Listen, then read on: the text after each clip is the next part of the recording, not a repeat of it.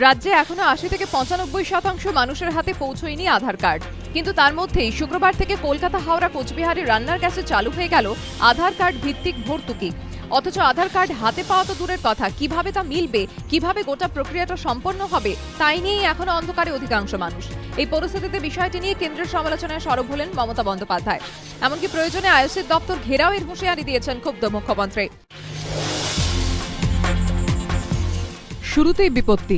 সারদা কাণ্ডের পর রাজ্য সরকারের নিজস্ব সঞ্চয় প্রকল্প সেফ সেভিংস স্কিম চালু করার কথা ঘোষণা করেছিলেন মুখ্যমন্ত্রী, কিন্তু ৬ নভেম্বর আনুষ্ঠানিকভাবে প্রকল্প চালুর আগেই বাধা।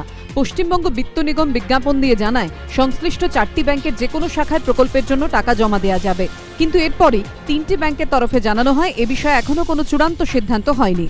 মুখ্যমন্ত্রী জানিয়েছিলেন এই প্রকল্পে 1 থেকে 5 বছর পর্যন্ত টাকা রাখা যাবে। State bank, United bank, UCO bank এবং এলাহাবাদ ব্যাংকের মাধ্যমে টাকা জমা এবং ফেরত দেওয়া হবে।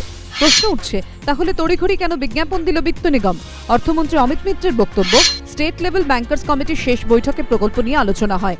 সেখানে সব ব্যাংক কর্তৃপক্ষই ছিল, তবে কোনো ব্যাংকের নিজস্ব সমস্যা থাকতে পারে, এ বিষয়ে বিত্ত নিগমই বলতে পারবে। রিজার্ভ ব্যাংক তাদেরই প্রকল্পের অনুমোদন দিয়েছে, এটা অর্থ দপ্তরের বিষয় নয়। ব্যাংকগুলির সঙ্গে আলোচনা চূড়ান্ত হয়নি বলে স্বীকার করেছে বিত্ত নিগমও। রাজ্যে সেফ সেভিংস স্কিমের যৌক্তিকতা নিয়ে আগেই প্রশ্ন উঠেছে, এবার প্রকল্পে টাকা জমা দেওয়ার পদ্ধতি নিয়েও তৈরি হলো ধোঁয়াশা।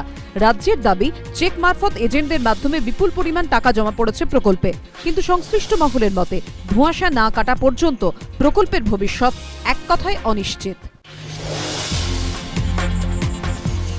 কয়েক ঘন্টা আগের পরিচিত বন্ধু আচমকাই ভোল বদলে হয়ে উঠল ডাকাত। তারপর সাগরেদদের সঙ্গে 50,000 টাকা লুট করে চোখের নিমেষে উধাও। এই ঘটনাই ঘটেছে খাস কলকাতায়। তদন্তে নেমে এক অভিযুক্তকে গ্রেপ্তার করেছে পুলিশ। অভিযোগকারী বাপি দাসের দাবি, বৃহস্পতিবার বন্ধুদের সঙ্গে কুমোরটুলিতে কালী ঠাকুর আনতে যান তিনি, কিন্তু ঠাকুর তৈরির কাজ সম্পূর্ণ না হওয়ায় বন্ধুরা ফিরে যান। পেশায় ব্যবসায়ী বাপি এদিক ওদিক ঘুরে একটি বাড়ির বারান্দায় বসেন। বাপির দাবি, কিছুক্ষণ পরই 3 ব্যক্তি সেখানে এসে তাঁর সঙ্গে আলাপ জমান।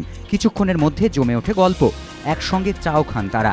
এরপর বাপি বাড়ি ফেরার কথা বলতেই ওই 3 ব্যক্তির মধ্যে একজন বলেন তারাও বাপির সঙ্গে যেতে চান, রাস্তায় নেমে যাবেন। সেই মতোই ট্যাক্সিতে উঠে রওনা দেন 4 জন। বাপির অভিযোগ, ট্যাক্সি আমার স্ট্রিটে আসতেই আচমকা তাকে মারধর করতে শুরু করেন সেই 3 ব্যক্তি। বাপির পকেটে ছিল অফিসেরই 50,000 টাকা। তার অভিযোগ, এরপরই জোর করে সেই টাকা নিয়ে ট্যাক্সি থেকে নেমে চম্পট দেয় 3 দুষ্কৃতী। ট্যাক্সি চালককে সঙ্গে নিয়ে আমার স্ট্রিট থানায় গিয়ে ডাকাতির অভিযোগ দায়ের করেন বাপি। বৃহস্পতিবারই গিরিশপাক থানা এলাকার নিষিদ্ধ পল্লী থেকে আটক করা হয় রামচন্দ্র দাস নামে এক ব্যক্তিকে। পুলিশ সূত্রে খবর, জেরার মুখে ভেঙে পড়ে লুঠের ঘটনায় জড়িত থাকার কথা স্বীকার করেন রামচন্দ্র।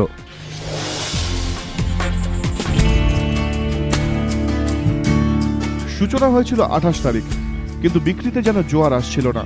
শুক্রবার বাঁধ ভাঙল 8 থেকে 80 ভিড়ে জমাটি শহরের বাজি বাজার। কেউ নিজে নিজে, কেউ বাবার হাজির মা বাবার হাত ধরে, অনেকে আবার সোজা স্কুল থেকে হাজির শহীদ মিনার ময়দানে। বিভিন্ন দোকান ঘুরে চলল সেরা বাজির খোঁজ। 2 হাত ভর্তি, কিন্তু তাতেও যেন ইচ্ছে পূরণ হচ্ছিল না। ফুলঝুরি, তুবড়ি, রং মশালের পাশাপাশি বিভিন্ন নতুন ঘরানার বাজিও মিলছে এখানে। দীপাবলির আগের দুপুরে ক্রেতাদের ভিড় ছিল ভালোই, যদিও বিকিকিনিতে যেন পুরোপুরি খুশি নন বিক্রেতারা।